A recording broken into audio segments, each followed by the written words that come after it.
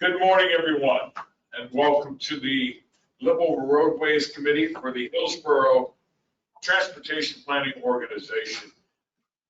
May we all please stand and give a pledge of allegiance to the flag of our nation. Pledge allegiance to the flag of the United States, under God, indivisible, with liberty and justice for all. Thank you very much.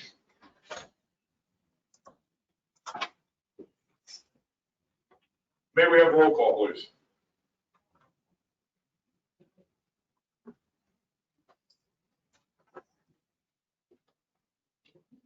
I do apologize. I was on mute. Councilman Citro. Here. Cal Hardy. Here. Una Johnson. Here. I believe I saw Christine Crespo-Valentin online. Julie Ham. Mark Hudson. Michael Excuse. Marino. Here. Melissa Colazzo. Peter S. David Hay. David Hay, alternate, is trying to get connected, so Marianne will be in touch with Jason, but she's coming. Thank you. I'll keep a watch on that. Emily Hinsdale. Here. Chris Thompson. Here. Larry Josephson. Here. Karen Kress. Here. Matthew Lewis. Here. Scott Drainville. Bobby Edwards. Jason Jackman. Here. Catherine Coyle. Present. Arizona Jenkins. Carlos Ramirez. Present. Ray Mensa. Sarah Here. Hendricks. Yes, I'm here. Thanks. Anna Quinones. I'm here. And Matt Pleasant, who I believe is also excused. Yes. We do have a quorum, and thank you very much. Please make sure to identify yourselves when speaking for recording purposes. Thank you very much. Do we have any public comments, Ms. Sobel? I double check the chat box. Questions. And one last sweep of my email. No, nothing's come in the last hour, so we do not have public comment. Thank you very much. All right. Are there any corrections or deletions to either the minutes of January 26th or February 23rd? Chair Citro, may I point out that the reason we delayed the January minutes was because of this unknown speaker that was difficult to identify on the recording. If anybody has owned this comment, we'll get it corrected. If not, we'll leave it as unknown speaker and just document it that way.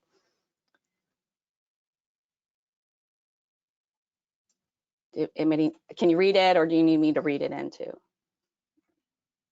Lisa, this is Michael Marino, and so we know for certain that it was someone who's on the call, so they weren't in person. No, we don't know that for sure unless Gail recalls, because in the room, sometimes you guys are difficult to hear unless you're speaking towards the speakers' microphones. This is Sarah Hendricks. I think it was a speaker that was on the phone or online. They were not physically present. Okay.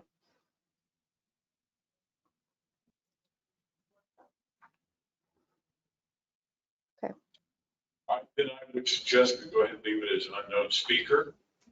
So I will entertain a motion for approval of minutes of January 26th, 2022. So moved. I have a motion made by Mr. Marino. Is there any second? Second by Mr. Joseph. All in favor, say aye. Aye. Is there any opposed? Ms. Silva, do you see anybody online? No opposition online.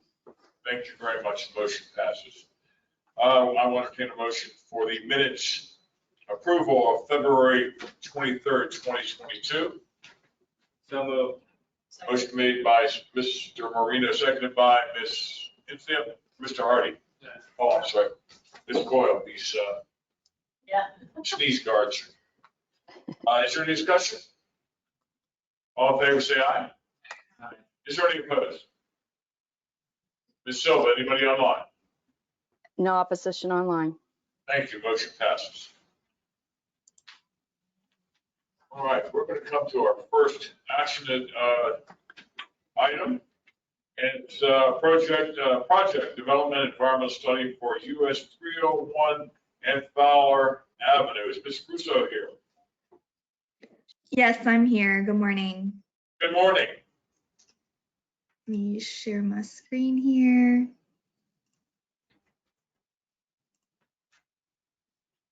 Okay, we're seeing it with those side slides. Now we're seeing presentation mode. Thank you. All right, perfect. Good morning, everyone. My name is Amber Russo. I'm the FDOT project manager for this PD&E study along US 301, and I'm here to give you a status update before our public hearing tomorrow. Here's a map of the project limits. It starts down in Hillsboro County from Fowler Avenue north to State Road 56 in Pasco County for a total of 13.1 miles. The purpose of the project is to provide additional roadway capacity and improve safety and mobility for pedestrians and bicyclists.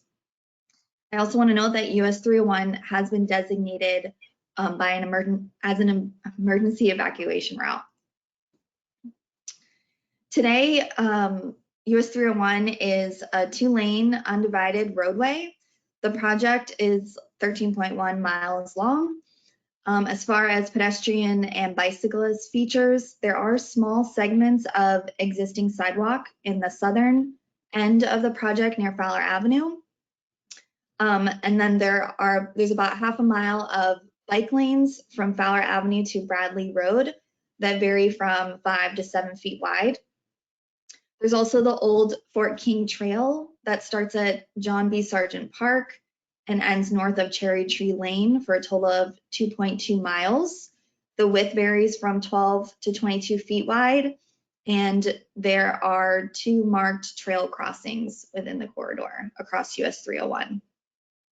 The existing right-of-way width along US 301 varies from 100 to 200 feet wide, and there's currently no transit running in this corridor. So US 301 is an important north-south corridor, and it connects Hillsboro and Pasco counties. This section of US 301 connects regionally significant corridors like I-75, I-4, and all those state roads on your screen. It's also a hurricane evacuation route, and it connects regional centers in Zephyr Hills and Temple Terrace to the Tampa Bay area.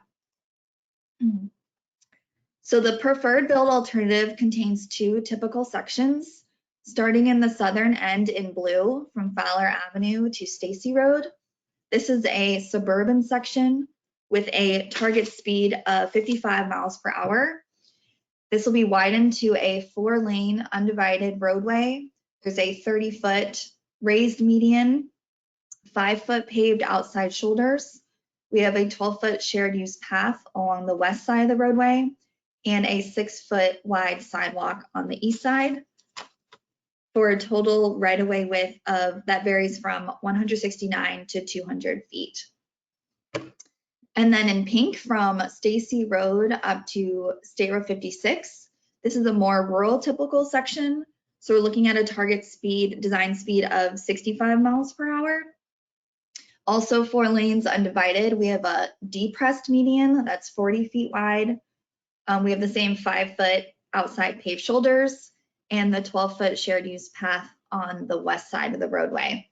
And the right of way through here, the width is 235 feet.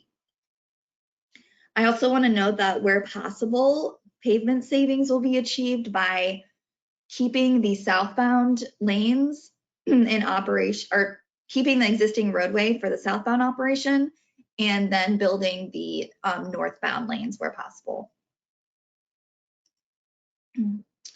So within the corridor, we have 4 bridges. They're in good condition and structural capacity.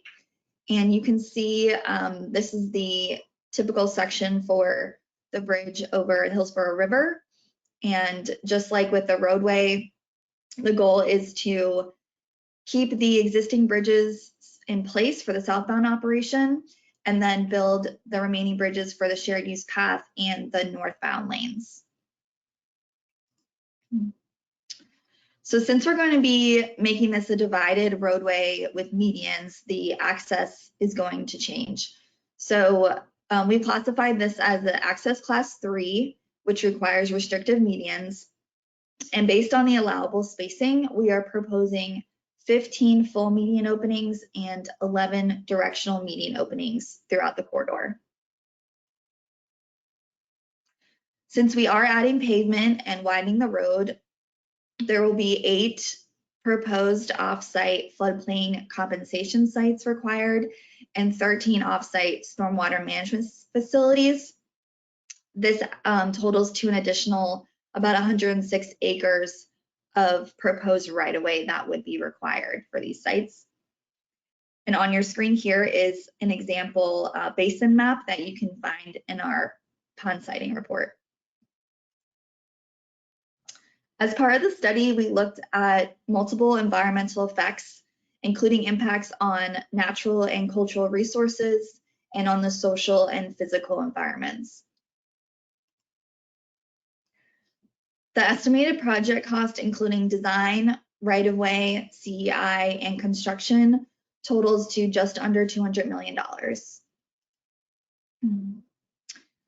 Federal funds are not currently planned for this project, so we are developing a State Environmental Impact Report, or a SEIR.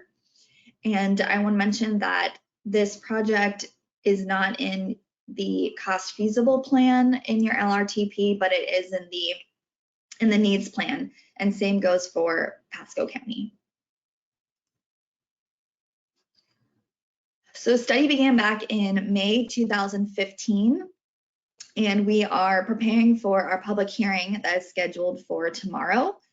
And once we receive all public comments, we'll gather all that data and take it into consideration, make any changes needed. And we are anticipating approval of the study this summer. Design is also currently underway for the project, but right-of-way acquisition and construction are not currently funded. So as I mentioned, our public hearing will be tomorrow evening from 5:30 to 7:30. It's going to be at FDOT's District 7 headquarters in Tampa on McKinley Drive. You can attend in person, and we will also have a virtual component via GoToWebinar. You'll just have to register in advance if you want to attend virtually. I've included the project website on here and my contact information in case anything comes up. And I want to thank you for your time. Thank you, Ms. Russo. Is there any comments or questions? I had a, Ms. Kress? Thank you. Thanks, Amber. I'm sure there's some very valid rationale that you would not have the sidewalk going the whole corridor. I think you said that was on the east side of the road. Could you let our committee members understand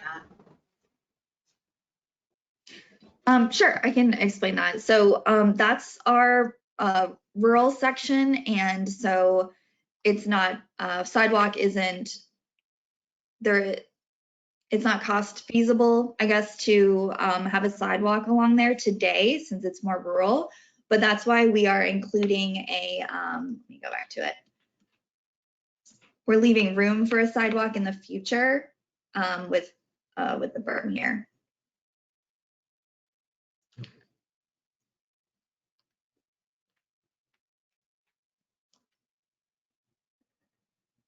Okay, I'm sorry, Mr. Joseph. Joseph, sorry. Fine. My bad. Amber, thank you for the presentation. There was no mention of pedestrian crossings, yet you identified trail crossings in the beginning. Will there be pedestrian crossings that are like signalized, like having RRFBs, rectangular rapid flashing beacons or hawks, to allow those crossings to be made? So we have moved as far as crossings for the shared use path. That's why we've kept the path on the west side of the roadway, so we can eliminate those two, the existing trail crossings along US 301. But in general, for, you know, if pedestrians want to cross the road either to get to the sidewalk on the other side, we are in talks with the Hillsboro State River Park. We just talked to them, Hillsboro River State Park.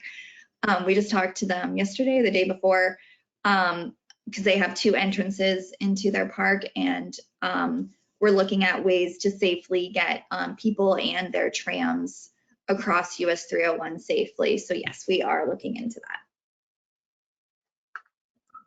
Mr. Marino. Thank you. Yeah, I guess just to, because this is going to 56, I hate to necessarily talk about Pasco County because that's not our scope, but it looks like right now at 56 and 301, there are pedestrian crossings that basically dead end because there's nothing on 301 right now. I do appreciate the fact that you are looking at having a shared use trail. It would be nice if you could do as much as possible on both sides of the road. And I brought this to you before, but there was a bicyclist who was killed on 301 near, I believe, Orient Road or like Harney Road area, and he was in the roadway, and there was a sidewalk that was off to the side, but he was doing what he's supposed to do and riding in the lane as opposed to riding on the sidewalk. So I'm glad that 12-foot is there, but I do think that section 2 probably needs that sidewalk. And based on the popularity of Flatwoods, and as you mentioned with Hillsboro State Park, there's got to be way more bike traffic up there. It's a great place to ride, and I know Pasco has had some issues along 301 with cyclists, and the way they're building 56 and the way they're building 52, I believe both have multimodal paths. So having some sort of multimodal crossing probably should be part of the conversation. Maybe not necessarily in, all in a lot of parts, but I mean, 56, that intersection of 56 and Gall Boulevard, south of Zephyr Hills, definitely has a 12-foot path on one side and sidewalk on the other. Understood. Thanks for your comment. We'll look at that intersection. Thank you. Shinzo, did you have a question? I was just going to follow up with what Karen and Larry had said. We're planning this road anticipating increased capacity for cars, but we do not appear to be planning for any increased capacity for biking and walking if we're only having sidewalk for one section. We're basically saying that we're not ever expecting anybody to want to walk on one side of the road between Stacy and 56. I think if we're going to plan for this much more space for cars, it needs to be an actual multimodal plan, which does include a sidewalk.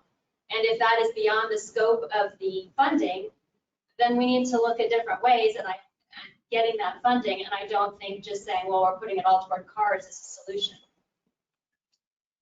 Great point. Mr. Hardy. Could you repeat the posted design and target speeds? Sure. Okay, so from Fowler Avenue to Stacy Road, the target speed is 55 miles per hour. And then from Stacy Road up to Stair 56, the design speed is 65. And I do have the existing speed limits as well. It'll just take me a second to look that up.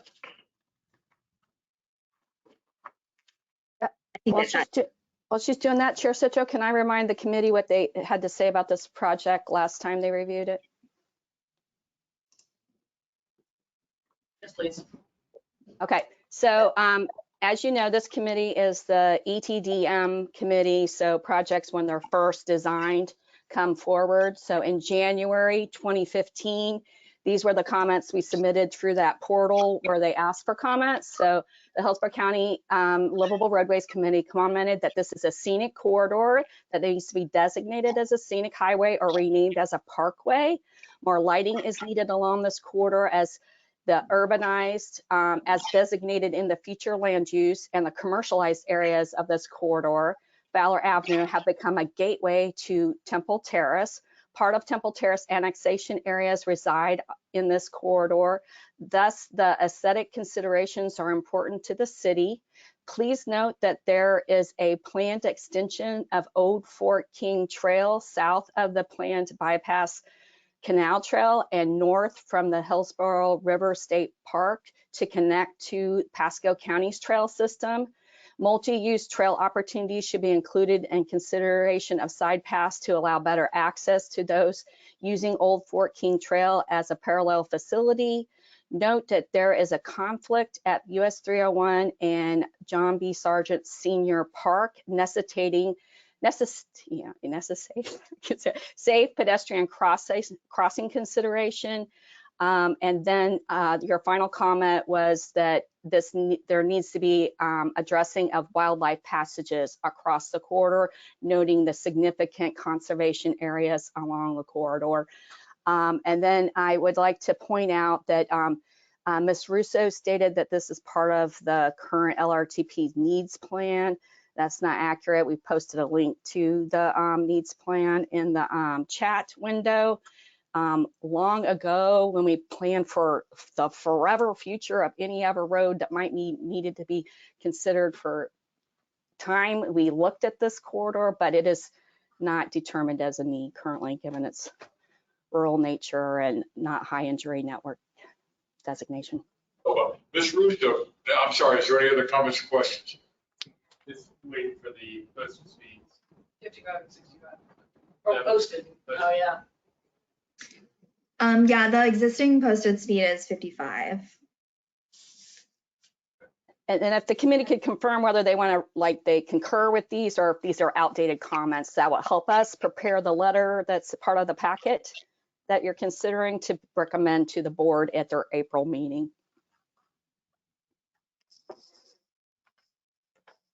Any other comments or questions? Ms. Kress? Yeah, I think that the 2015 committee comments are all still very relevant and sounded pretty smart, I thought. Raised some really good points. I assume that DOT looks at the land use side of this when they're doing all of this planning, and the fact that my impression of that area is that there's a lot of development. I know there's just something recently about Zephyr Hills having a lot of development. So, designing this for rural, more rural with the justification to not put the sidewalk in, I'm just not sure that that makes a whole lot of sense with what's to come. I'm also wondering if, I'm sure that there was some, at some point somebody was counting the cars that were out there, but did anyone count the number of pedestrians or cyclists that were on the corridor? And if not, could that be part of a best practice moving forward? And then I know that there's no transit on this corridor now, but it seems like a pretty logical spot for transit. So is there anything we can do with the design to accommodate transit once it comes? Just because it's not there now doesn't mean it won't ever be.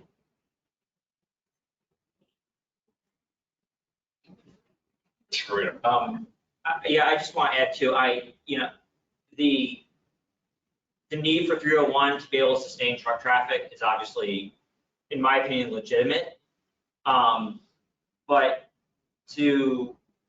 and Ms. Russo, correct me where I'm wrong here, but the Fort King Trail, I believe, I haven't been out there that long recently, but I've been in Zephyr Hills. The Fort King Trail kind of stops and then turns back into the park. but it runs along the eastern side of 301 there in Hillsborough County. So it seems to me that to have a sidewalk on that side, you're kind of attaching onto the existing Fort King Trail, but you're under pressure in the sense that you have to design this road to sustain a certain amount of truck traffic because it is still a rural area, and you have agriculture, you have manufacturing, you have other needs, especially in the Zephyr Hills area, but you do have that residential development that's coming in on 301. So I do think that I may not be as opposed to widening the road as some others, but to not have that sidewalk on the east side, it just seems like such an easier thing to add on, especially considering, as mentioned earlier, there is development happening across the line. And as I mentioned earlier, some of these workers, the only way they can get to work is riding a bicycle. And they're working on farms, they're working in these small-time manufacturing places, and they're going to use that same commuting corridor just as much as those trucks and cars are.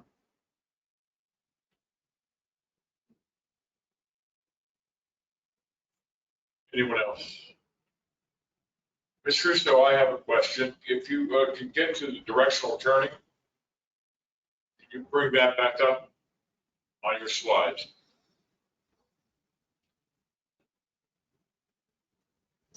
Sorry, did you say the median openings? Yes, ma'am.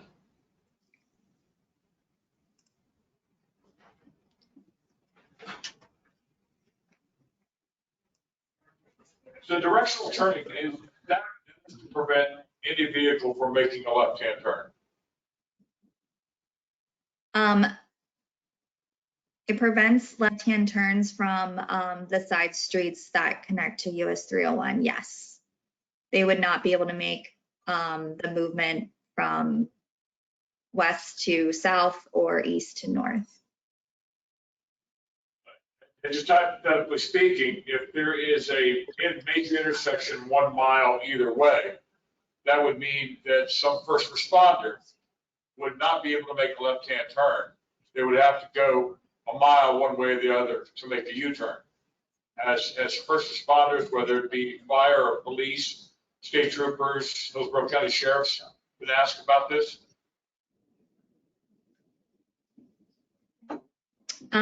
They've been notified of the project. I don't think we've talked about the median openings in detail. I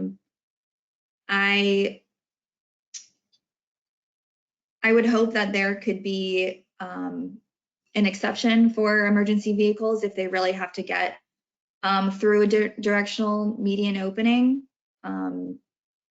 with their lights on and having to make maneuvers that we wouldn't normally be able to as just regular cars, but the directional median openings are for safety as well. These left turns can be really dangerous. And I thank you, Ms. Russo. Every section counts. What is the pleasure of this committee? Chair Sotro, I have one comment from the chat from a member. Thank you, Ms. Silva. Okay. Bob Fry asked, did DOT address the previous ETDM comments? If so, shouldn't that be noted? So Amber, could you state how the 2015 comments were reflected?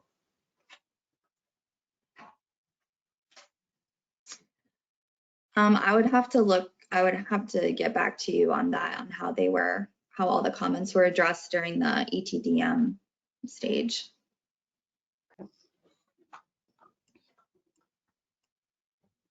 What is the pleasure?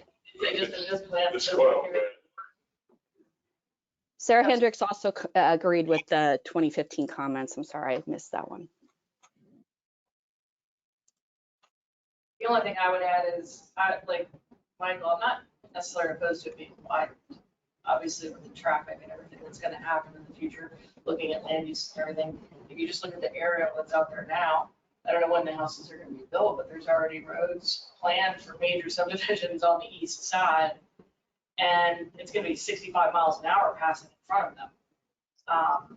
It just seems like if we're going to do it, we make sure everything from wildlife corridors all the way through to humans walking and biking should be planned for, because there's nothing more frustrating to the regular person to have all the development and then the road eventually comes. The sidewalk eventually comes. Or does it? Or doesn't. And then they're walking in a huge ditch, you know, it's with really high speeds. So. Mr. Hardy. Yeah, I just like to echo that and then also say that there is no tractor on the other side of the trail at 65 miles per hour. Your median spacing, your intersection spacing is going to be so distant from one another. There is no safe crossing for anybody on the east side except for signalized intersections, especially with those directionalized medians. So you can't do RFPs or anything like that. You have to do, at that speed, you have to do full signals basically, because there's really not another option. So there, you're basically creating a barrier to pedestrians by, with that roadway, even though it probably is now, and the development patterns that are coming in the future, not providing the sidewalk creates even more of a barrier, because then where are these people going to walk to even get to the next intersection to get to the trail? So that's the only other thing I would add to that, just kind of another reason for that sidewalk on the east side. Ms. Hinsdale. So if we could summarize for Lisa, I'm going to try and you can all agree or disagree with me. We do not feel that our committee's 2015 comments were effectively addressed by the current plan. And we wish to add at this time that we do not see this as an effective multimodal design as it lacks walk bike access on both sides of the road. And crossings. I might just go one step further. It doesn't seem to me that this should even be designed as a rural road based on the land use changes that I think we're all expecting there. So if it's not designed as a rural road, I think it might help address some of that rural options. Okay, so Maybe I'm wrong. could we add removing designation as a rural road as, I mean, there's already development there. I think it'd already be a stretch to call it rural. And that's certainly not as expected future. Could I see if our member, Marianne Abramson, is able to unmute herself and talk about the land use context? Because I think I'm hearing a little different things from before. David Hay, unfortunately, was not able to attend, but he had raised concerns about that. One, if you look at one of Amber's slides, you can see that there's conservation area on the west and on the east. I believe that's all 1 to 5, 1 unit per 5 acres. So it is in our rural service area and in a rural land use designation. So I want you guys to have the facts, and if your comments are still the same, that's completely fine. But and then Marianne, if you have anything else to add, since you're on that team, that would be great. While we're waiting, go ahead. Yes, I have a similar comment to that. In that when they looked at the context and the future land planning, did they look 20, 40 years out and not just at the current context in the next, 10 or 15 years? We just had an amendment to context specification for the county, and when we looked at that, they were looking at 40 years out. What was the land planning for those particulars to decide on a context? So they need to look at the very long range, and that fits into everything that everybody's saying. Your colleague, Matt Lewis, has posted in the chat something similar. Let me read it exactly. So the land use is in Hillsboro County is rural. The context should be rural, but the east side bike ped facilities should be anticipated and separated. That being said, it is not on the needs plan. And Bob Fry commented about Scenic Corridors, wondering if that was a county designation. And then I see Kurt Bogan turned his camera on, so perhaps he would want to be acknowledged, Chair. Excuse me, Chair, there's also a comment, a question actually from one of the attendees.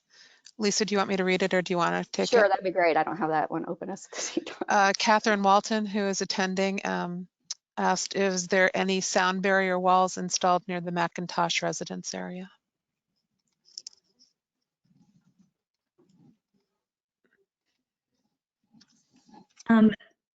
My Bob Fink from AIM Engineering, he's online. He has the where we are proposing potential noise barriers. I think there are 3 areas. If someone could unmute Bob, that would be great. Okay, Bob, I just sent you, yeah, I just made you a panelist, so you should now have full interaction.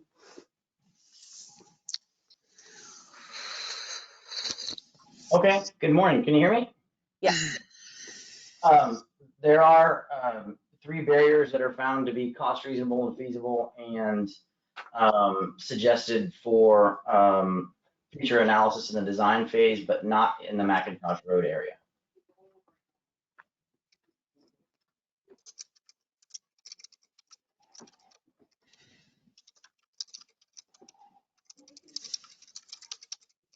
Mr. Bogan, are you on to speak? Mr. Chair, I came on and I just wanted to, I had another meeting, so I was late getting on. So I was just trying to see what the concerns were along the corridor. Anything you'd like to add? Any comments or questions? Just want to reiterate that this facility is a regional facility, even though the land use within the middle portion is mostly state-owned or SWIFMUD lands, but there is a lot of development going on in South Pasco County, and also it connects with people coming into the area, and also the safety.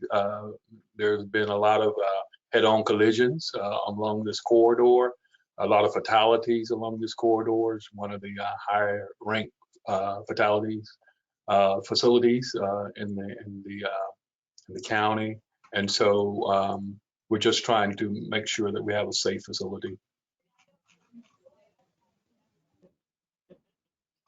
Any more comments? Any other comments or questions? Marino. I'm sorry, just to kind of, Okay. 301 for the most part, and once you get and Kirk, correct me where I'm wrong here. 301 between, say, Marion County, Ocala, and maybe Brooksville is something similar to this, right? It's probably like a 4-lane highway. It serves as a reliever to 75. But the thing that I keep kind of going back to is the fact that you're doing improvements on 52 and 56, and even in Dade City, there's sidewalks on both sides of the street. And in this circumstance, you have the one 12-foot path. Once you get north of Stacy Road, and the majority of that segment is in Hillsboro County, but then the opposite side doesn't have a sidewalk. But then you get to Zephyr Hills and 301 narrows back, and then it widens back up again when you get into Dade City, and that portion has both pedestrian accesses on the east and west sides of the road. So I think, at least for my thing is that what you're building 301 in this section may not match with our philosophy, but it matches what you've already done in other parts of the state. But that second point of you've made these modifications already on roads that this is going to connect to, where they have access on both sides of the road for pedestrians, and you don't have that in this section 2, the majority of which, like I said, is in Hillsborough County, so it does kind of fall under our purview. So why not just add that 6-foot sidewalk on that east side and make sure that where possible, you do have some viability for a full-blown crossing when those residential projects come in. And that's a valid concern. As you can see in the typical section, it is bermed so that all you need to do is add in the sidewalk when needed. And so we would provide the space when it's needed, when that area develops. I guess that they will be able to add the sidewalks in. So according to when this facility is built, currently is not funded for construction. So it could change by the time we go out to construction. I guess that's kind of the point I'm thinking of. It's not funded anyway, so just put it in the design. Get it in the Yeah, funding. that's true. I mean, you're seeking funding, so seek it for the sidewalk as well. Because we have all seen Right, what happens Arizona? within the city when we need sidewalks and we don't have the funding at the time. Just a statement. Let the record reflect that Mr. Jenkins has joined us. Is there any other comments or questions? All right, I believe that Ms. Hinsdale had made a suggestion to change our 2015 letter. Yeah, I'm gonna just put this one on mute if you can hold on once. Who was speaking? I'm sorry. That was a staff member that was muting herself. Sorry for the interruption. And I believe there was. This is Matt Lewis again. I have one more comment. I know we're talking about a sidewalk on the east side, but before we move on Ms. Hisdale's suggested change, the target speed on this road is up to 65 miles an hour, and sounds to me that means that bicyclists would be expected to ride on the shoulder on a 4-lane road with a target speed of 65, which is not a very comfortable situation. I would suggest that the east side, if we're going to be saying this is a good idea at all, that the east side be addressed not with a sidewalk, but with mirroring of the path.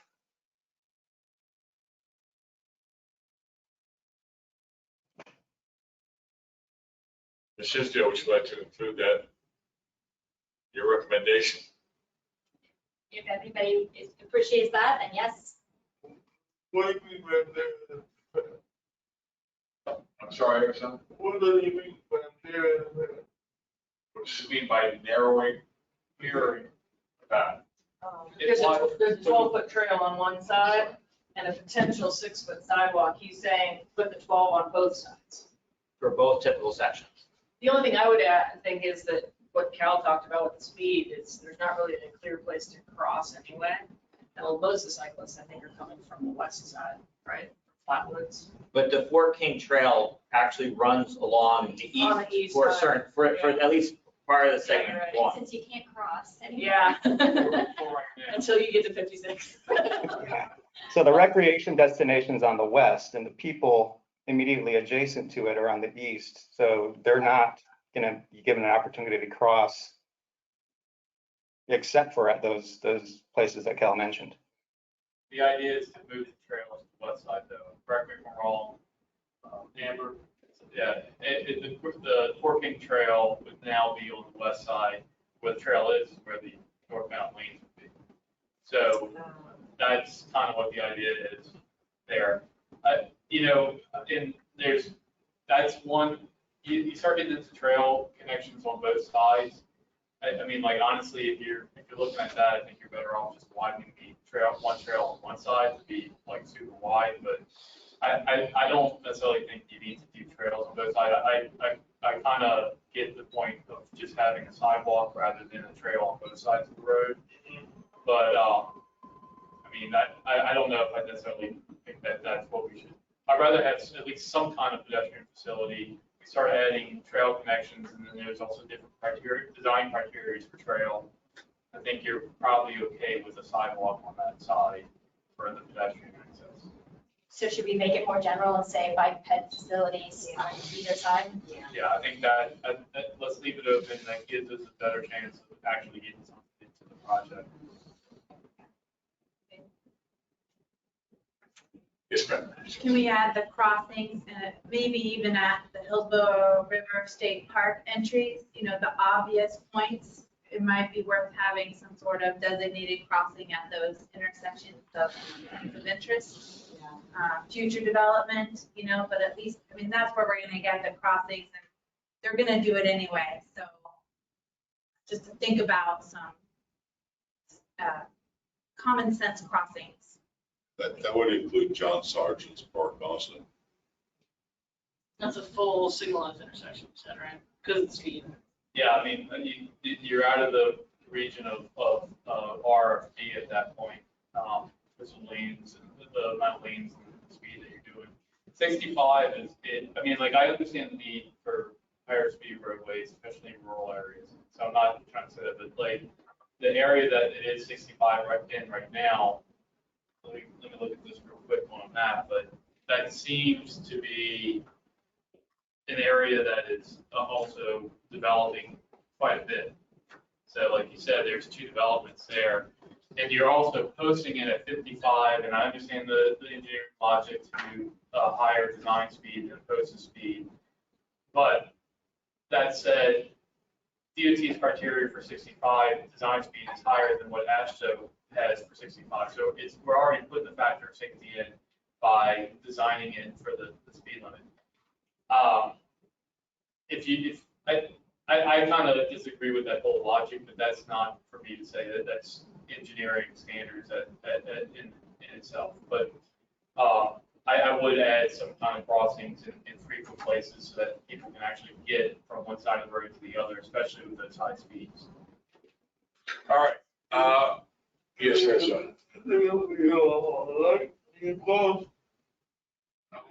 When they cross? That's what we're talking about. That's what we're talking about, yes. It would have to be. It's so fast. All right, we've spent 45 hours of this wonderful discussion. And I love the enthusiasm of this group, but we have other agenda items to get to. Ms. Hinsdale, you had made changes to our 2015, and now we've heard from some others. Would you like to restate what you had said with incorporating some of these things, if you feel comfortable doing that? I think so, but you guys can correct me where I go wrong. We would like to still have our 2015 comments addressed, as we do not feel they have yet been fully done so. We would like to see this as a full multimodal corridor with bike ped facilities on both sides for the entire route, including bike ped crossings, which would need to be fully lighted intersections at major recreation sites and sites of anticipated major development. Second. I think that was right. All right, then there is a motion made by Ms. Hinsdale, seconded by Ms. Coyle. All in favor say aye. Aye. Is there any opposed? Ms. Silva, any comments online? Any voting online? Let me just make sure. Let's see. Mary Ann was just responding to the land use, and Matt Lewis read his comment in previously, and there isn't any opposition to the motion in the chat from members. Staff was trying to pull the crash stats for Highway 301 for you. I'll provide that after, since we weren't able to locate that before you guys took action. First of all, I'd like to thank Ms. Russo for your wonderful report.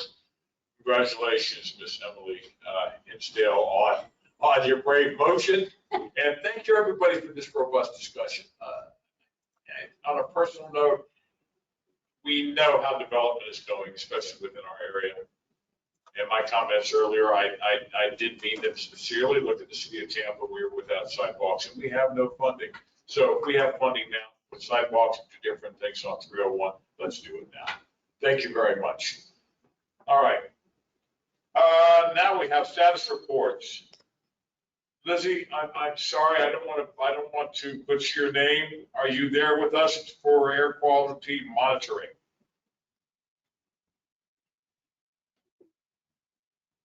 Lizzie, we're not hearing. And I am can you hear me now? Now we can. Okay, perfect. Yes, so awesome. So my name's Lizzie Eric. I am a fellow with the USF Masters in Urban and Regional Planning Program. And I've been working with the TPO for this past year, and I've been working with Allison on the low-cost air quality monitoring pilot study. So I will be presenting to you an update on that study today. And can you all see my screen? Yes, we can. Okay, perfect. So this study really kicked off in September of 2021, and we've been working closely with our partners at the USF College of Public Health, and then also EPC and Federal Highway, and we've been engaging the community as well throughout the process. So I'll give you a little bit of a background information on what we've done so far and what's coming up next.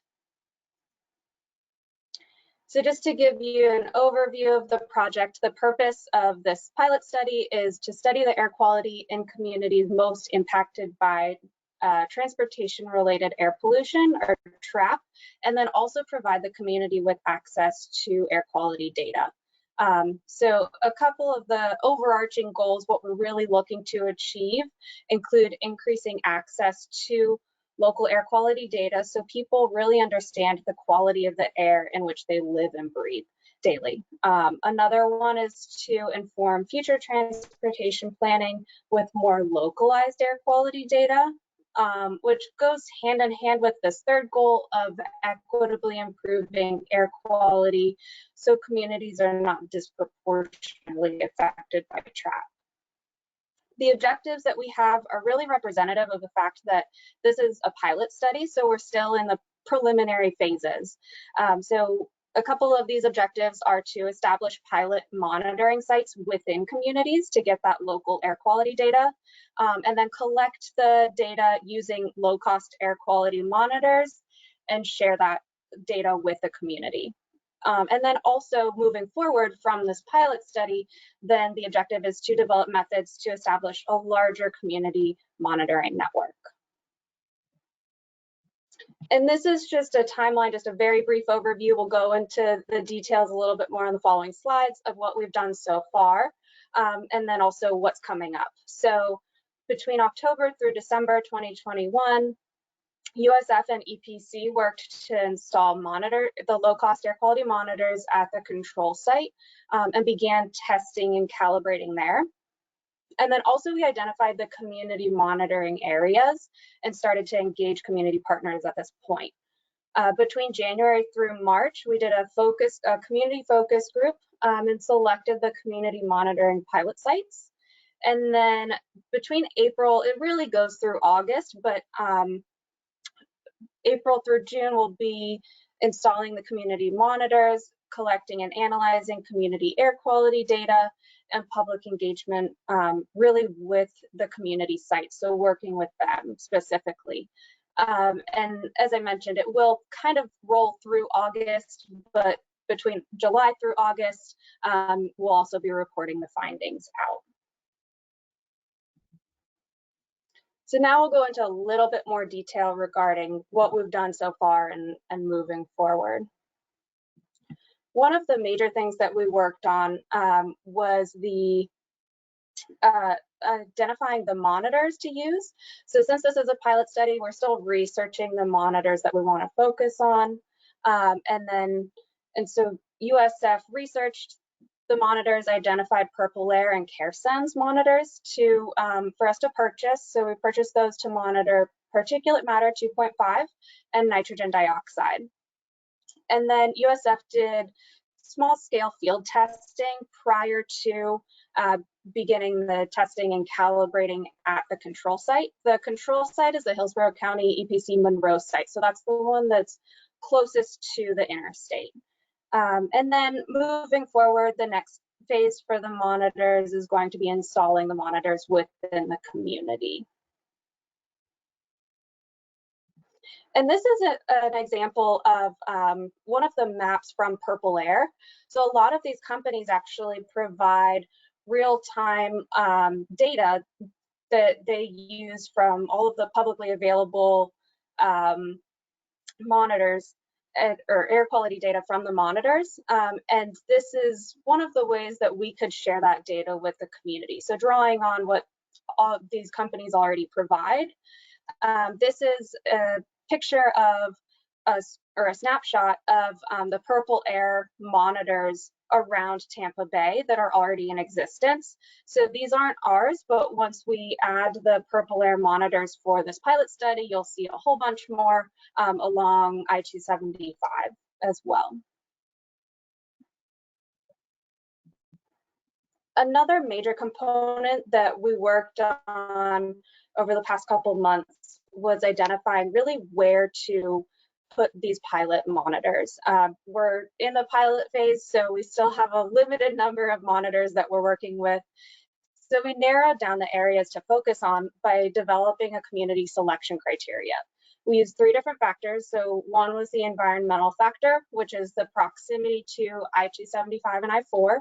And then also demographic factors, which we identified from the EPA's environmental justice, and then also the Plan Hillsboro non-discrimination and equity plan. And the primary demographic factors that we were looking at were low-income communities and communities with the majority of people of color.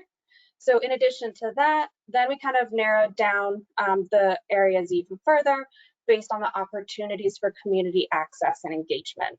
And on the right-hand side of the screen, those maps are from the environmental justice screening tool, EJ Screen, and it's looking specifically at the traffic proximity index. So converging the environmental factor with those 2 demographic factors. And then based on that, you can see that there are 3 different communities that we kind of honed in on, one up near Sulphur Springs, and then also in the VM Ybor Tampa Heights area within that interchange, and just south of that in the South Nebraska area as well. So for the second part of the location selection process, we worked with the community to finalize the pilot monitoring sites within those communities that I showed you on the prior slide. And so in February, we held a focus group with stakeholders and community leaders to identify the community monitoring sites, get feedback, and also gauge interest on who would be interested in hosting a site. So based on that, we expect to have about 6 to 7 pilot community monitoring sites. And right now we're working with those sites to figure out the logistical needs, so like power, internet, and really a place to install it. And then moving forward from there, regarding the public engagement specifically, the next steps will be to install the informational displays, so providing a way for the public to access that data and just giving them information about air quality monitoring, and then also coordinating with the community monitoring site specifically on community engagement that is based on their audience. So that was a very brief overview of what we've been doing so far. So if you have any questions, I am here to answer questions, or if you have any comments, please feel free to add those in there as well. And I don't know if Allison is here as well. I think she can answer questions in addition to me answering those. So if you have any, just let me know. Comments, questions? Ms. Kress. That's a great project, Lizzie. Must be fun for you to work on that. My question is, I know years ago, the county used to receive CMAQ funds, congestion mitigation air quality, because our air quality was, it didn't meet whatever the standard was, so we got more federal funds to help address that. And then we were in attainment, but I feel like we were kind of always close, and I wondered if this data could then be used to help get us back out of attainment in a way, and then get some more federal funding to address it. I don't know, maybe this is too small scale, but. Yeah, hi Karen. You jumped on you. Yeah, I think I can help answer that. We are still in attainment right now. You probably know that already. And this data is more for the community right now. So we would still have to go with the established EPC monitors throughout the county. I think we would have to use those. This data would be a supplemental to that. And we're focusing on specific communities along the 275 and I-4 corridor that sometimes the monitors may not have that, the regulatory monitors may not have that sensitivity right there. So probably cannot use those for attainment determination. Any other comments or questions? Well, I thank you for this wonderful report, and we are looking forward to hearing back from you in the future. Yes, definitely. Thank you for your time. Mary Lou, I made you panelist. If you'd rather me show the slides, I'm prepared. I believe Claire is going to show the slides. Oh, Claire okay. Apple. Claire. Oops, okay.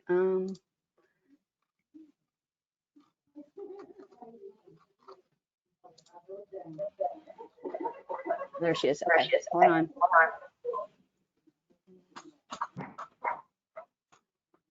Same offer to Claire. Great, thank you. Well, thank you all for the opportunity. Oh, it seems like it's echoing. It is, okay. Better? Now try, yes, better. Thank you. Thank you for the opportunity to speak about the Westshore trails that are currently being planned. I'm Mary Lou Godfrey. I'm the FDOT Westshore Interchange project manager. And so if we want to, we'll start from the west and we'll just kind of go through it. Can everybody see the screen? Do we need to blow it up a little? Yeah, perfect. So just to kind of walk through the Howard Franklin Bridge that's currently under construction, we'll have as a component, we'll have a trail on the north side of the bridge, and that is expected to be completed in the spring of 2025. We have a early works project, the Causeway project, that will add a trail that goes, as you can see, in the turquoise color, that will add a trail in this area. It will go up to Grace Street. And that project is going to let this June of 2022. And then we have another project along Rio Street. So again, another early works project that will add a trail on the west side, along with we are adding a sidewalk over to on the McDonald's Training Center, and we've worked with Cal as a crosswalk so that from the end of that property to the Rio Street Trail, that can be they can be accessed. The connection will be made to the park, and my understanding in the future, the city of Tampa will connect the trails that are already there inside the park, so that in the future, you'll be able to go from the Cypress Point Park, like you do currently, to the U-Path and on to the Courtney Campbell. We also had an operational improvement project that is letting this month that will add a 10-foot shared use path, kind of a better connection there, and also better for both the mobility of the pedestrians and the vehicles. We made an intersection improvement project there. So that all is connected to the Howard Franklin, and then as you can see, you can get on the U-Path that is in the purplish color, and then you can go on from there to the Courtney Campbell, which I'm sure many of you have already been able to take that trail and have, quite a scenic trail. All this is planned to be connected when the Howard Franklin is completed. So we're looking at spring of 2025 of completing that. As part of the Westshore Interchange, as you know, currently we have on access on both sides of the interstate for Westshore and for Lois. We will be adding access at Rio Street. You can see the preliminary plans that we have for Rio Street with the 12-foot shared use path that will connect with what was already constructed with the seawall, but then will connect on the other side of the interstate over to the State Road 60 there that allows you access to the interstate, and then it'll connect to the sidewalks along that State Road 60 there. But part of the Interchange will be, currently we're looking at how to phase the construction. We're still exploring 2 different ways to procure it. So some of this, when gets built what is still being discussed, but currently we have funding in for the Core 1 in 24 and Core 2 in 26, and then the express lanes in 28.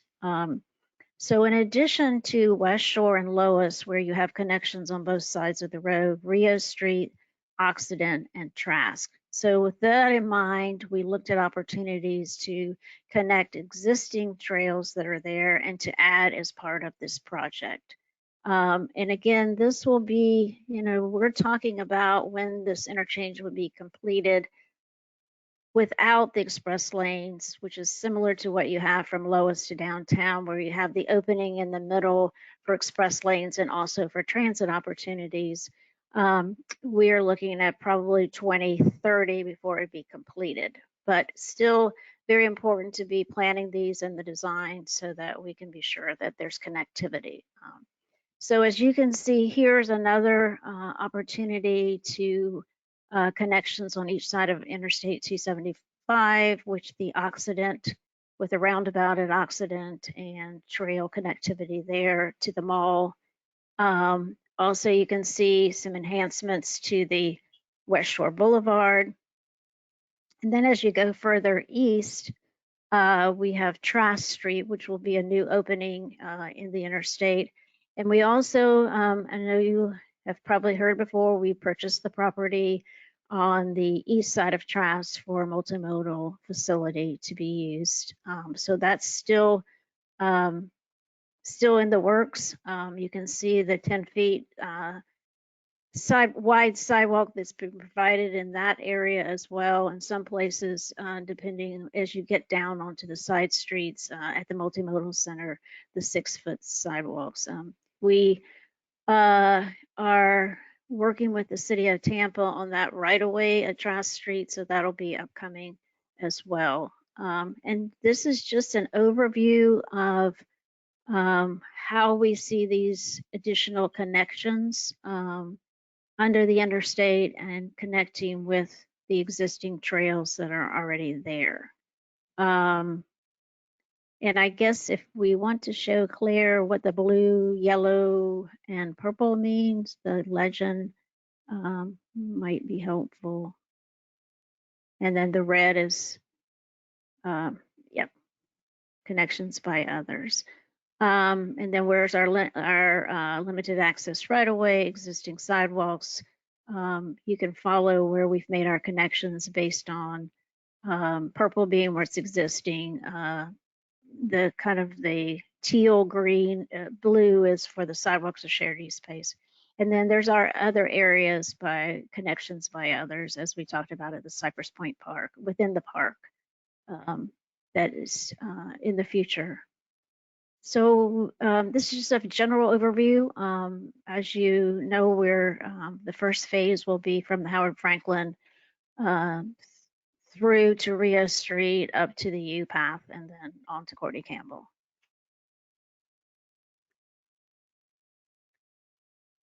And you can also see, on the side of where the frontage road is currently on the east side, we are planning to put new sidewalks back there, just continue to provide that connectivity through the area.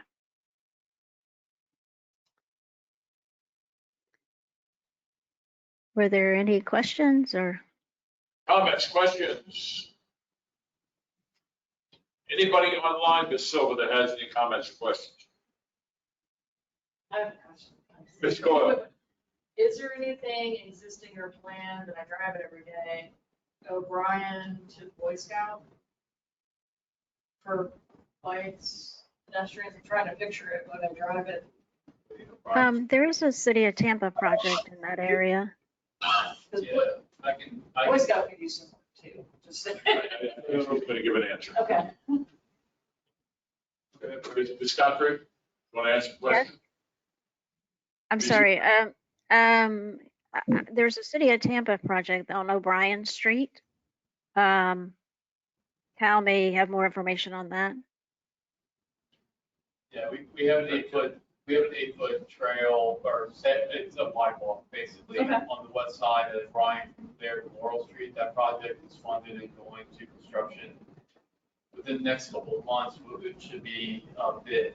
And then the airport is also building a trail into their property going on the north side of O'Brien. So there'll be a crossing there. And so that's what we have right now. Okay. But it's limited right away, so we were only able to get 8 feet on a sidewalk there. This is Michael Brino. I just want to add to and thank Mary Lou and the team at FDOT because they've been working on this for quite a while. I think they gave us a presentation at the Westshore Alliance like right before COVID. It was one of our last in-person meetings before we have come back. But as you can see from the map, there is a lot of it is beyond 6 foot. It's 10, 12, 8 feet where possible. We as an organization felt a little bit concerned about how pedestrians are going to navigate that diverging diamond that goes under Rio. But for the most part, this matches what we as an organization believe should be the pedestrian network for Westshore. Obviously connections to the park, connections to O'Brien Street, which then gets you to International Plaza and the airport. Those are city projects, and also getting to Westshore Boulevard, that's a county project. That's a complete streets project that was canceled when all transportation went away. But we're happy to see these going forward, and this may be the first set of bones for a Westshore pedestrian network, and so want to thank FDOT for their work so far on this project. Well, thank you. We thank the City of Tampa, Hillsboro. We also have been working with them on the PD&E, and also Michael for your valuable input. So. Ms. Godfrey, thank you very much for this presentation. Thank you. Thank you again for the opportunity. Allison Ye, could you identify who's going to make the storm evacuation presentation so I can make them presenter? Or whoever it is. Yingfei. Okay. I was guessing that. There we go. Sent it over. If you have any problems, I have it open. Ready to go.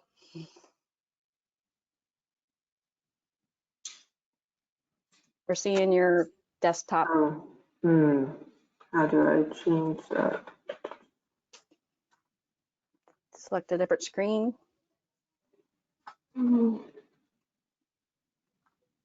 Or like I said, I have it ready to go if you want to just tell me advanced slide.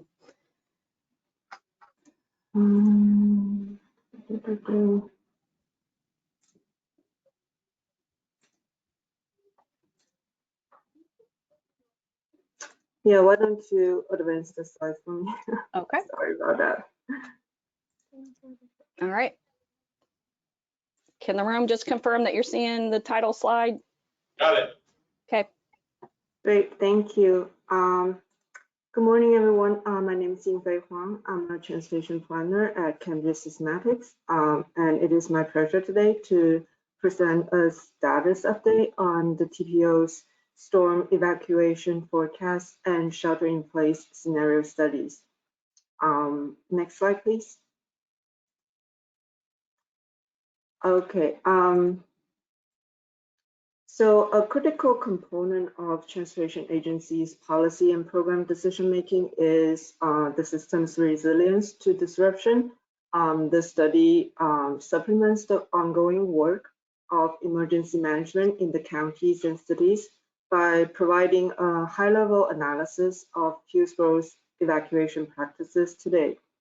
The study's purpose is to assess and identify potential strategies to improve evacuation procedures without undertaking expensive roadway widening projects. And the objectives are to enhance the transportation experience to meet evacuation needs safely, efficiently and effectively for all affected people. So in today's presentation, I will discuss the issues related to evacuation in the study area, potential strategies, and their benefits and challenges, as well as our recommendations. Next slide, please. The study consists of two phases. The first phase, we identify issues related to evacuations for county residents, businesses, and visitors through online open house polling, online surveys, and inputs to the statewide pandemic and evacuation survey. And on the second phase of the study, we identify potential strategies that could address those issues, and then we conduct stakeholder and public outreach to gauge the acceptance of those proposed strategies. And the project is currently on the final step to prepare a report with recommendations. Next slide, please. So looking at a high level at the information from various input methods, there are a couple key notes that comes from the polling results and surveys. First of all, the uncertainties about a storm's projected travel pattern and intensities impacts decisions as to whether or when to evacuate. Therefore, having more information and more accurate information would be helpful. Secondly, traffic congestion is identified as a main concern by many survey participants in terms of impacting their decisions to evacuate. This can be from their previous experience on the traveling or day-to-day traffic conditions, and could be the expectations that they have during the evacuation. The third one is that being with family and friends, including pets, are very important for people to decide if they're going to evacuate, or their behavior about complying with the evacuation orders. So getting access to pet-friendly or special needs shelters are important for their decision. Last but not least, costs are not often raised as a problem in terms of evacuation. However, access to transportation, particularly to get to shelters, was mentioned as a critical part. So it is appropriate to consider that we should expand the focus or resources for people with limited transportation access or special needs. Next slide, please. So based on the survey and polling results, 5 issues or topic areas were identified for further evaluation. The top 3 were congestion during evacuation, transportation evacuation operations, and transit operations are transportation related ones, and there are additional 2 that's more general event related communication are important, as well as the behaviors that impacting evacuation and sheltering could be people's demographic background, their special needs. That's another key topic areas. Next slide, please. So for the congestion part, the study team assessed areas that experience unusually high congestion during evacuation for Hurricane Irma, and those areas that was identified as congested during normal peak travel times during non-evacuation situation. So we narrowed it down to top 10 hotspot locations on the arterials and top 10 locations on interstate or freeways.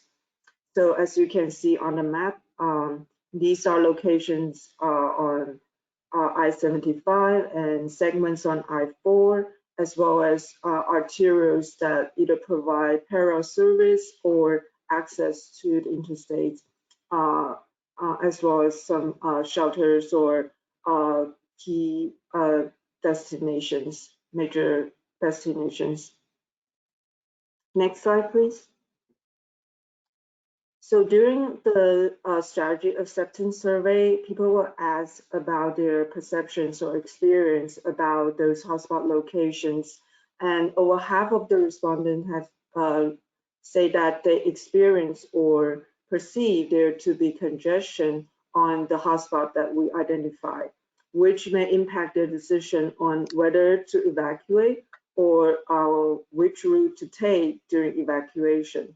So if people evacuating anticipate congestions on interstate, for example, they may not evacuate even though they should have, or they may take local roads or arterial to evacuate, which could add to congestion on the local and may not be as effective or efficient. Next slide, please.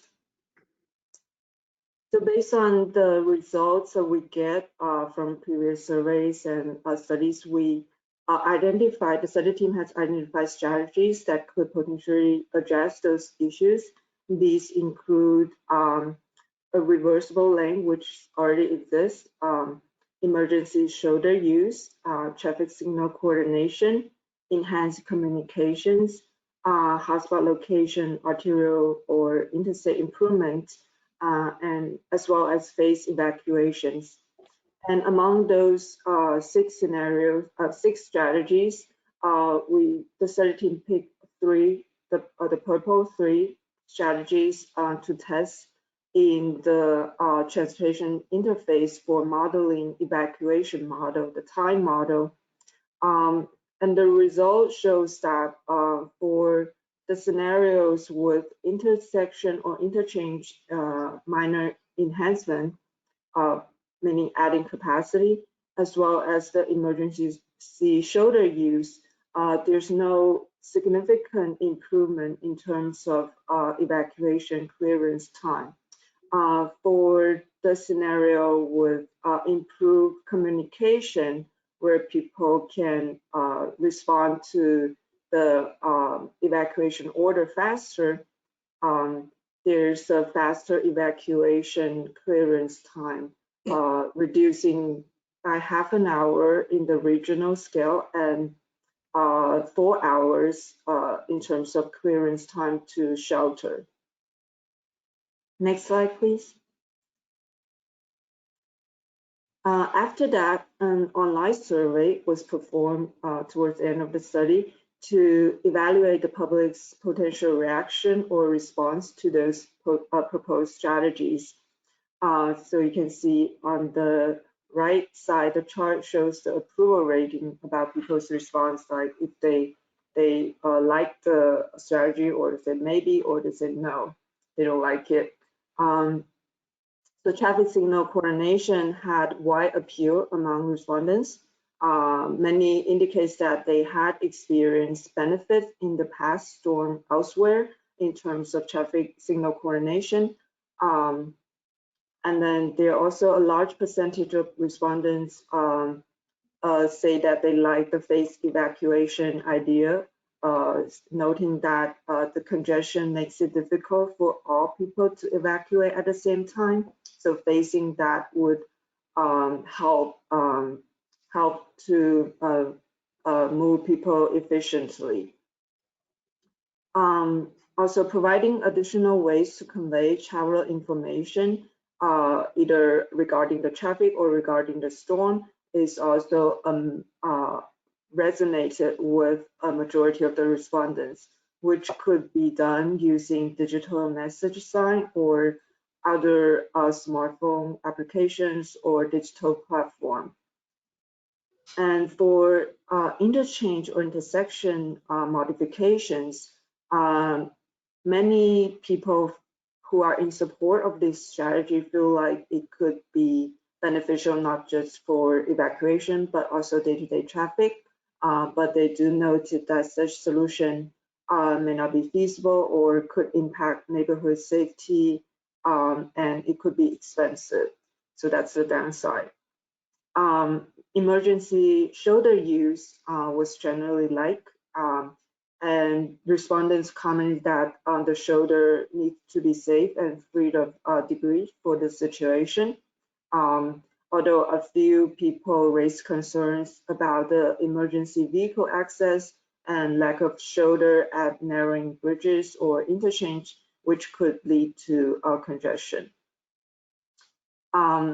So another key note is that people seem to say that it is important to look to cost-effective solutions. So to avoid major road widening projects is a general theme here.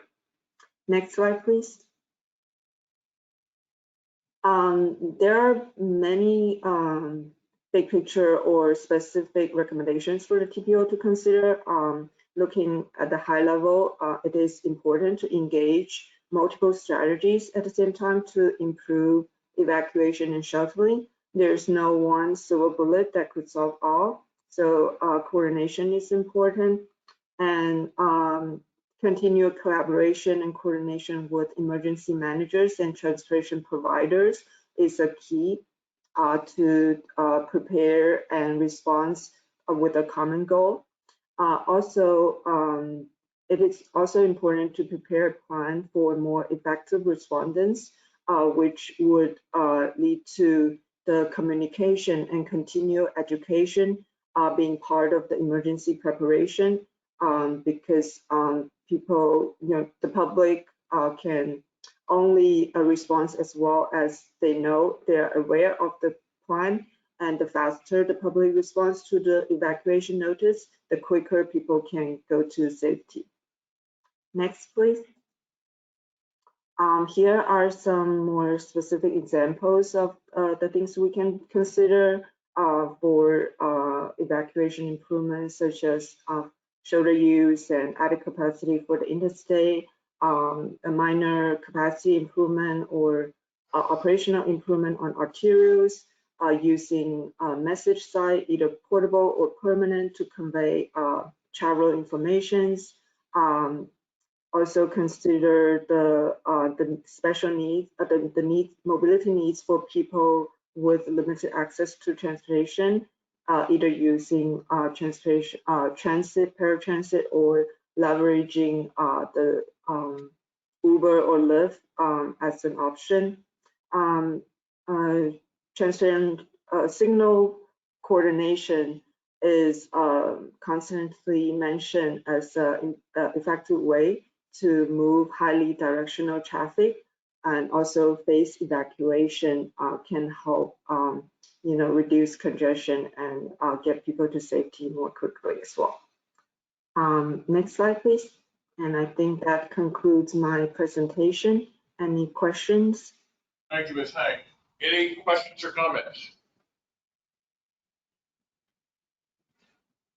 Arizona. I know that when there's an emergency, we get alert on our phone. You have to register to the emergency preparedness office, and they ask you where you want to go. Do you want to stay home, or do you want to go to the hospital, or do you need to go to one hospital? So based on your disability, you tell them where you want to go. So if anybody that has a disability cannot lay on the cot or lay on the floor. So they give you a couple options based on your disability. So if you have a disability, you need to adjust with your town where you want to. And they use hard, they use sometimes to get you.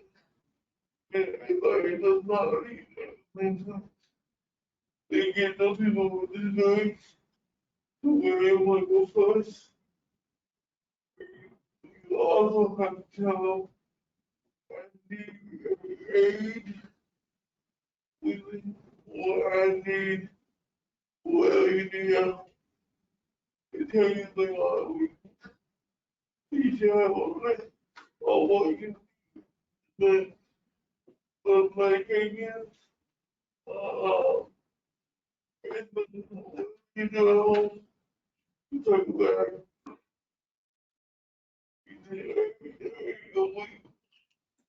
you know all that, put all that in your next meeting. If I may paraphrase, Arizona was explaining that different people with different types of disabilities have different needs, and their needs may not be able to be accomplished staying at home. So to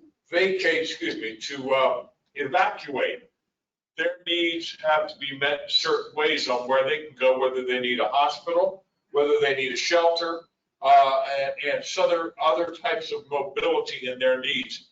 Has this study addressed that? And if not, can you please include it in your next presentation? If I could help address that question for Arizona. Hi, Arizona. So we're not, well, first of all, this study was meant to supplement the existing emergency management plans. So throughout the study, we've been working with the Sunshine Line, who's on our advisory group, Tampa and Hillsborough County Emergency Management. They run the EOC, and as well as the Resilience Office for Hillsborough County. So as far as needs for, the recommendations are speaking to general evacuations, but we are also involving HART and talking to the evacuation specialists at HART and Sunshine Line. So this is addressed, but I think, thank you, Arizona, for bringing that up. Maybe we'll call that out as a particular section in our report as well, but we are consulting Sunshine Lines so that we don't miss that part of the special needs transportation. And, you know, I can talk with you more offline about it if you want to.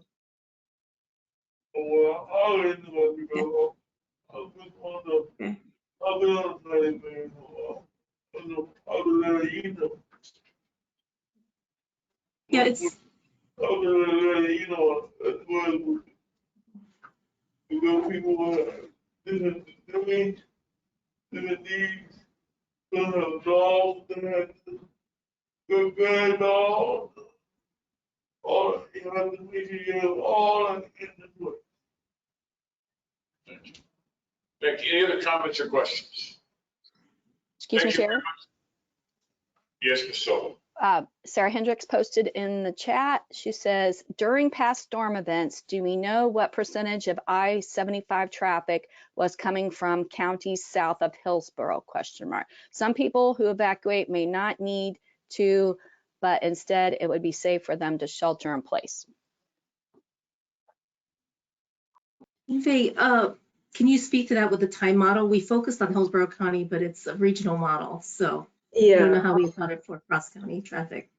Yeah, I don't think we, well, I don't remember the percentage on top of my head, but there are people going, you know, to the opposite direction of evacuation traffic flows, and it is a good point. And then we noted in the report as well that we should encourage people who are who doesn't need to evacuate to shelter in place, because that will really help to reduce the congestion, and then to really get people who needs to be evacuated to get to the safety.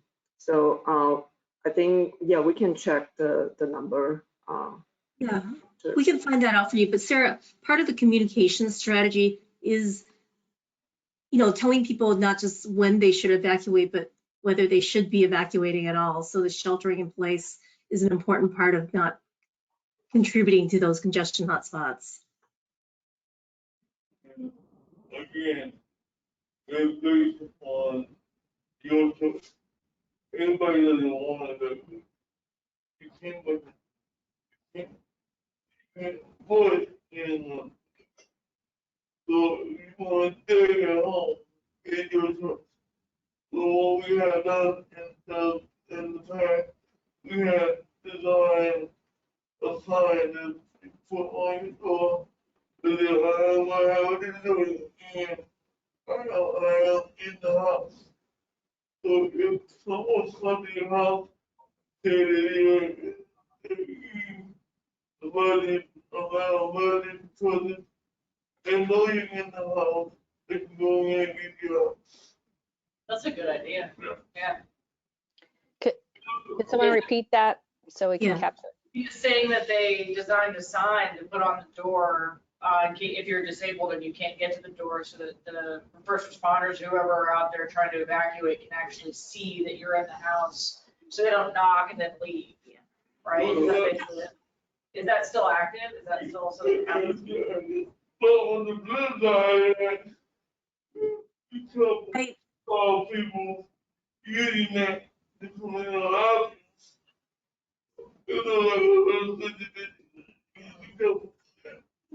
Yeah. So I believe that program is still active. I'll double check with the Sunshine Line manager, but it requires that residents register ahead of time. So part of that communication strategy, and they already do it at the county, is to get people to actively register well ahead of the hurricane season. Okay. Any other comments or questions? I have one last one. The Leroy Selman opening both lanes to evacuate people is a wonderful idea, but the majority of people that are going to be using that are from counties south of us or to our west. Is there going to be mandatory that you have to stay on the Selman until a certain part, say 60 or Brandon area, so that these evacuees will not be clogging the city streets of Tampa? I'm afraid that might be a little bit out of our purview, but we might have to talk to our colleagues at Selman. This report won't address the specific operational improvements, but we want to take that question back and find out the answer for you, if that's okay, Chair. Thank you very much. I Yeah. appreciate it. Yeah, thank you for your presentation. Thank you. Do we have Miss Alden with us? Good morning, sir. I am here. Good morning, Miss Alden. Nice to see you all this morning. I have a brief update for you, if I may. It is it's a refresher on some of the financial analysis that we did for the long range plan. And the reason why we're bringing this to you now is because we've been getting questions about as Hillsboro County contemplates a referendum on a transportation sales surtax this November. What do we know about what can be accomplished with the existing funding sources? What are those existing funding sources, and are we confident that there is a gap and that there's truly a need for additional funding? So kind of the job of the long range transportation plan is to look at the big picture of funding and forecast out over the next 20 years what's available and how that matches up with our community's priorities. And so I'm just going to show you a little bit about the two different financial scenarios that are in the long range plan. So just briefly, just as this is kind of an overview intro to the plan for folks who are maybe new to the committee. The plan is designed to support the growth that's forecast to come to this area over the next 20 years. And it is designed to support the comprehensive plans that have been adopted by our 4 local governments. Next slide, please. It is a process that includes both technical analysis and public engagement to identify what the needs are and estimate the costs of those needs and determine what are the top priorities. So both technical analysis and public engagement. Next slide, please. The public engagement was quite extensive for this last plan update. We had more than 5,000 respondents on an online survey. That's probably the largest response that we have ever had to any of our public engagement efforts. And 90% of those are folks who are right in Hillsboro County. So we're also capturing some people who do commute here or come here for tourism or own property or own a business, that kind of thing. But definitely the vast majority were county residents. Next slide, please. And we're looking, as I mentioned, at all of the available funding sources to meet the needs for this community over the next 20 years. So that does include federal, it includes some discretionary grants, as well as grants that come to this area by formula. It includes all of the state funding. It includes local funding sources. So for example, the property tax that is used to support heart services, or the tolls that are collected by the Expressway Authority. Those all feed into the bigger picture for this. Next slide, please. And as we roll it all up, we're looking at how does the available funding come together to achieve better performance outcomes for our community's future. And so that's how we get this kind of rainbow chart. These are 5 different categories of investments. And again, they're grouped by improving our performance outcomes. So next slide, please. What is relevant this morning is that we forecasted those performance outcomes both with and without that sales surtax that had been approved by our voters in 2018. So this plan was adopted in 2019, right after that referendum. And so, for the sake of information, we did do both financial scenarios with and without the surtax. So just real quickly on the left side, what's interesting about the non-surtax scenario is that a lot of the available funding is state funding from the state gas tax, would be focused on the state highway system and the strategic intermodal system of Florida DOT. That strategic intermodal system, of course, being mostly the interstate highway system. The surtax revenues would complement those funds by providing more dollars for our local roadways and for our local transit service. Next slide, please. The buckets or program categories that voters voted on back in 2018 actually came out of the previous long-range plan, which also had these categories. So this pie chart is just to show that there was a lot of similarity between the previous package and all of the analysis that was done for our previous long-range transportation plan. Next slide, please. And that's true for the transit expenditures as well as the roadway expenditures. Next slide, please. I've mentioned the performance measures several times, and so this is a quick snapshot of some of the performance measures in 4 of those categories. So state of good repair and resilience, we're looking at the state of good repair of pavement, of bridge, and of our bus system. In Vision Zero, we're looking at our ability to reduce crashes. That is based on National Highway Traffic Safety Administration data that's been collected about, like if you invest in better lighting on street, what is the % crash reduction that you can expect from that? And so this does come from very specific and well-researched data. The Smart Cities program, we're looking at how to improve travel time reliability. So you can kind of think of that as how often do those segments on your Google Map app show up as red on the roadway network when you're trying to drive home. And real choices when not driving, there we're looking at access to the bus system, to the trail and greenways system, to separated walk bike facilities. Next slide, please.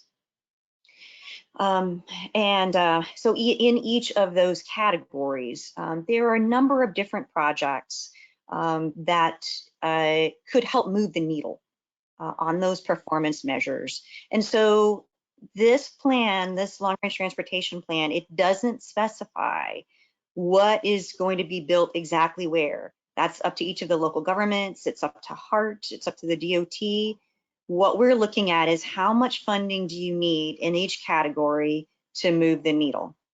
And the exception to that is the last category, which is the major projects for economic growth. So that's at that bottom of the list there, where it says rapid transit in a dedicated right-of-way, interchanges, and additional through lanes on major roadways. Those are all projects that have to be specifically itemized and listed in the plan under federal rules. So those are specific. The rest of them are just illustrative with performance outcomes. And this gives us all the flexibility to adapt to changing conditions over time. Next slide, please. So I'm just going to walk through those categories real quickly. You know, the big takeaway in our state of good repair is that, you know, a strong majority of the lane miles are owned by the unincorporated county. There's a significant shortfall in funding for county resurfacing. Next slide, please. So for example, the county has estimated that without new funding, between 65 and 79% of their roads are going to be in the poor to failed category by 2030, as opposed to the roads that are maintained by DOT. Those are funded by the state gas tax with some support from the feds. They're keeping on track with maintenance of those roads. So it's really with our county roads that we have a challenge. These statistics are very similar for the city of Tampa roadways. Next slide, please. Bridges, kind of similar situation. So 1/3 of the bridges are maintained by Hillsboro County. There's a shortfall in available funding, and we expect that only 9% of the Hillsboro County bridges will be in good condition by the year 2030 if funding is not increased. People have asked, you know, why are we so behind? One of the reasons why you haven't seen that state of good repair drop to these levels so far is that the county has been doing things like borrow money, issue bonds to cover some of these basic maintenance conditions. And so that's how they've been able to keep up so far. We're getting to a real limit on how far you can go with that. Next slide, please. The HART vehicles, also a lot of challenges there. Our latest number, 41% of vehicles not in a state of good repair. When you have bus breakdowns, it not only makes our transit riders, you know, it's not a reliable system for them to get to work, to get to their medical appointments, but also, of course, it's creating challenges on the roads with those bus breakdowns. Next slide, please. And we have resilience as another piece of this puzzle. Resilience is a category where we did not estimate specific costs in the previous long-range transportation plan. So the plan that was adopted back in 2014 that All for Transportation was based on did not have cost estimates in it for improving resilience. And so those buckets, those spending categories that we had would not necessarily have addressed this. It would have been an eligible expense, but we probably need more funding for resilience specifically. And what I mean by that is through our analysis, some of the work that Allison and her team have done over the last few years, flagged 115 miles of roads that are critical and are highly or moderately vulnerable to inundation in a severe weather event. Next slide, please. So, you know, what can we do to reduce their vulnerability? We can look at expanding and improving the stormwater drainage systems. Just focusing on those 115 miles, we might need about 50% more funding in the stormwater drainage programs than we have right now. Next slide, please. We can also harden the roadways, harden the subbase, so that after the waters recede, The roads are still passable.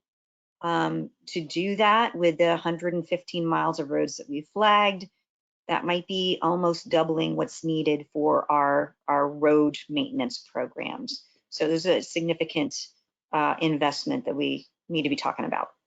Next slide, please. I'm going to go through the next bucket's a little faster.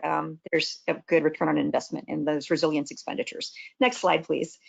So the Vision Zero category, the way that we reduce our deaths and our severe injuries is by going and retrofitting our many, many miles of high injury roads that were built before we had the design standards that we have today. We need to go back and retrofit those with the kinds of things that they would have had if they'd been built today.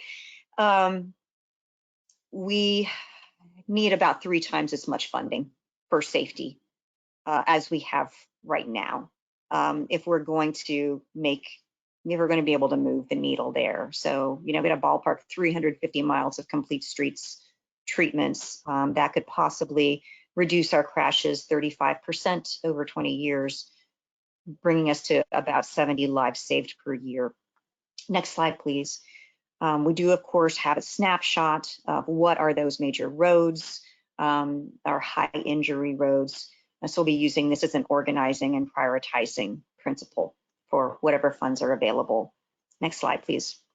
In our smart cities category, again, focusing on travel time reliability. So how can we be just as strategic and targeted as possible with things like advanced traffic management systems, adding turn lanes at intersections, at bottlenecks, so that we improve reliability in as many different areas around the county as possible.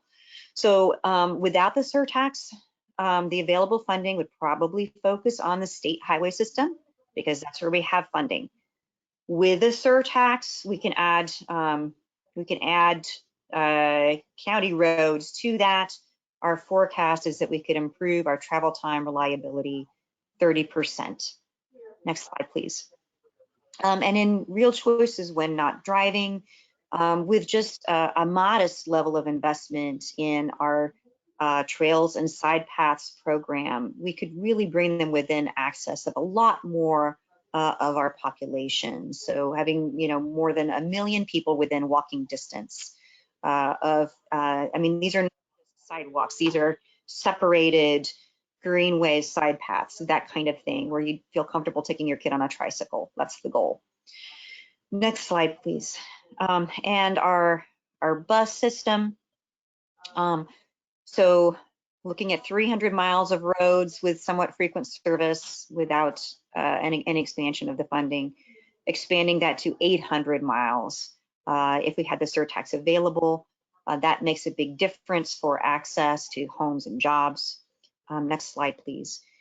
The Tampa Bay Partnership and the USF MUMA College of Business pointed to expanding that local bus network and its availability as the biggest thing that we could do, one of the 2 biggest things that we could do to improve prosperity in our area. So the other one was educational attainment, but just having the kind of bus system that exists in other parts of the country and providing that basic bus access would expand access to jobs. It would expand access to training and education. Next slide, please. This also has a big impact on folks who are transportation disadvantaged. And we've brought forward the need to provide more trips by providing funding for the Sunshine Line programs. Sunshine Line complements the HART paratransit vans. So HART focuses on its service area, provides paratransit van service there. Sunshine Line provides access where and when HART is not available, which with a very modest HART system right there, Sunshine Line has a lot of ground to cover. If HART were expanded, they would have a little bit less ground to cover, but our population is growing and our vulnerable population is growing as our population ages. So we did estimate the need for more than 1 million door-to-door trips per year for vulnerable people who can't use HART or HART paratransit after our 2045 population growth. With our existing funding levels, Sunshine Line last year was able to provide 142,000 trips. So just to give you a sense of the order of magnitude. Next slide, please. And then I'm just going to hit some highlights of some of the major investments. So these are the projects that are specifically line item listed in our long range plan, the road widenings and extensions and fixed guideway transit. So where the surtax would make a difference here would be providing funding for Hillsboro County to widen or extend county roads. And they did identify some possible projects earlier. I know that they would be revisiting their list of candidate roads if the surtax in November were approved. But basically, it's very challenging for the county to be looking at widening or extending county roads with the existing funding. Next slide, please. And then our fixed guideway transit. This is really a system that we can't get off the ground without some new funding because we don't have adequate funding for the bus service. So expanding to some kind of rapid transit system, basically we need to crawl before we can walk, before we can run. Hopefully we'll be able to run one day.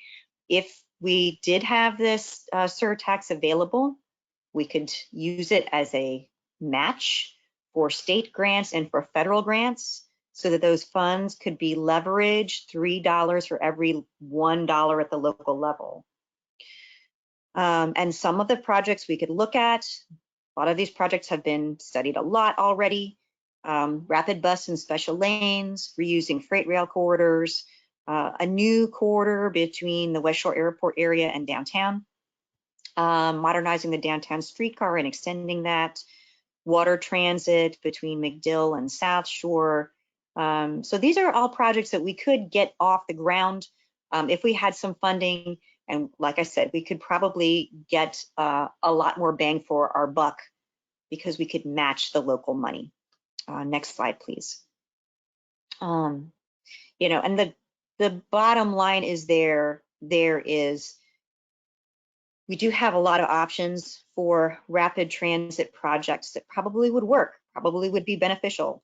Some of these proposals have been rubber tire, some of them have been steel wheel. A bunch of them perform really well according to the analyses. Really, the only obstacle to moving forward is having that local funding for the federal and state grants and local funding to be able to operate those on a year-to-year basis, keep them running. Next slide, please.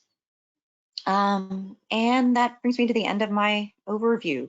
We obviously just do planning. We don't do implementation. The details are all worked out by our hero agencies who actually get improvements out there for the public.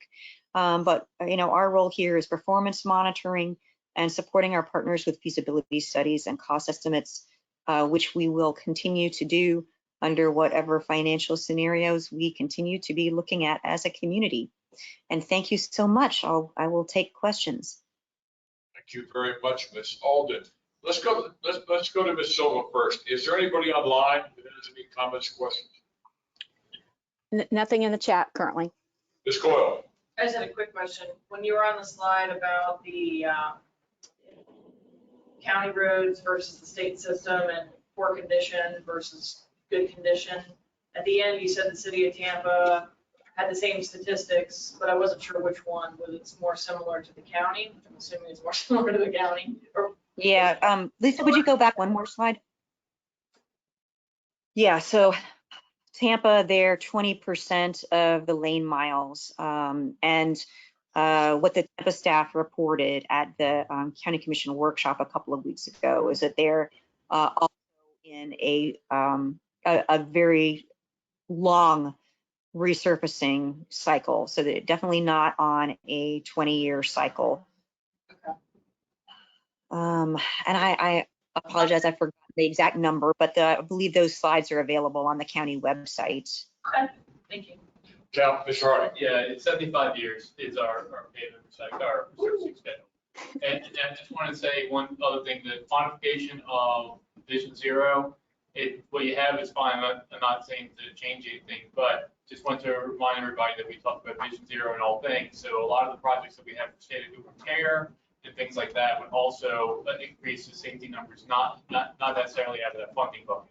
So I just kind of wanted to reiterate that that percentage is probably going to be likely higher because there's projects, I'll just throw out a few, Harbor Island, Davis Boulevard, those were all maintenance projects the city did that did not come out of a safety need, but we increased or did safety improvements to those roadways. So that's it. Yeah, and that's a great point. The numbers that we've got here don't reflect all of the safety investments that are being made.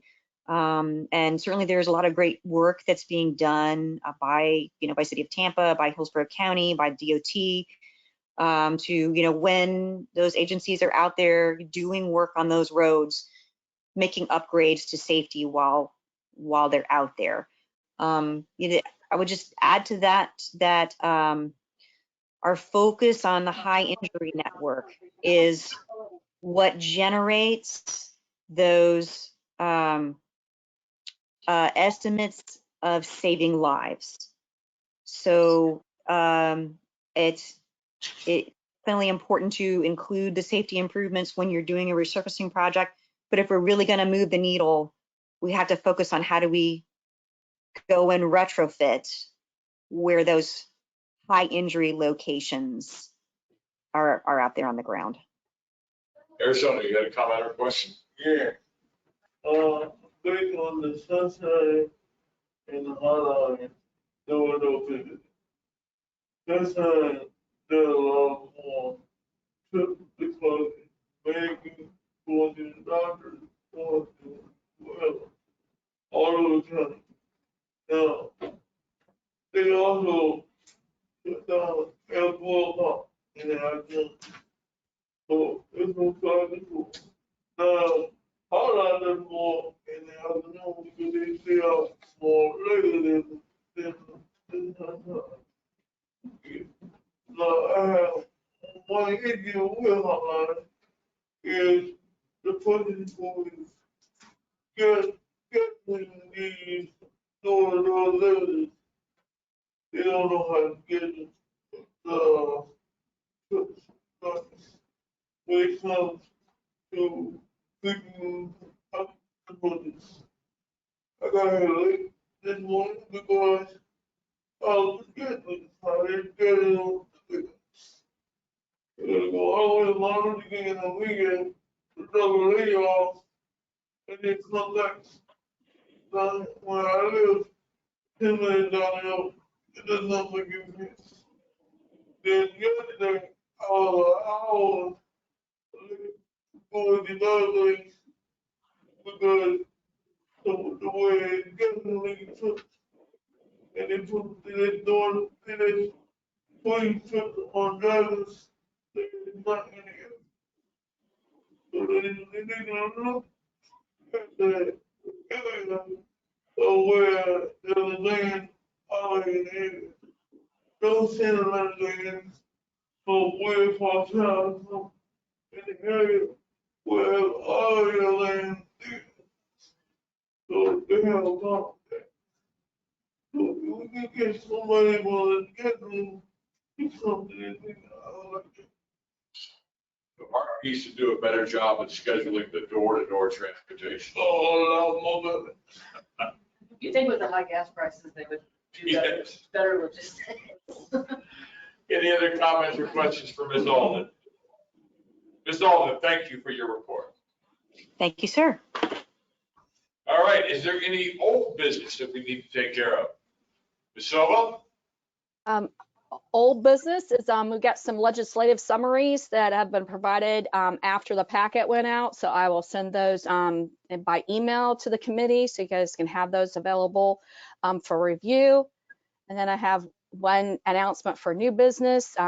Your lovely partitions in the room are scheduled to come down tomorrow. The county is modifying their room capacity requirements with the new CDC guidance. So we'll be at least at 50% capacity next month. So please start getting yourselves used to the idea and coming in person. We are required as a committee to meet in person for our sunshine requirements. We will still provide hybrid to continue to serve the public, but our membership may be required to attend in person. So stay tuned. Anybody like to offer anything for the good of the committee?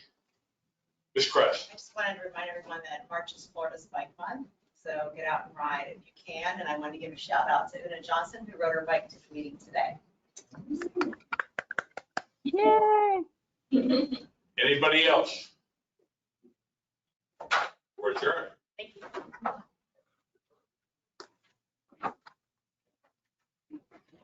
you.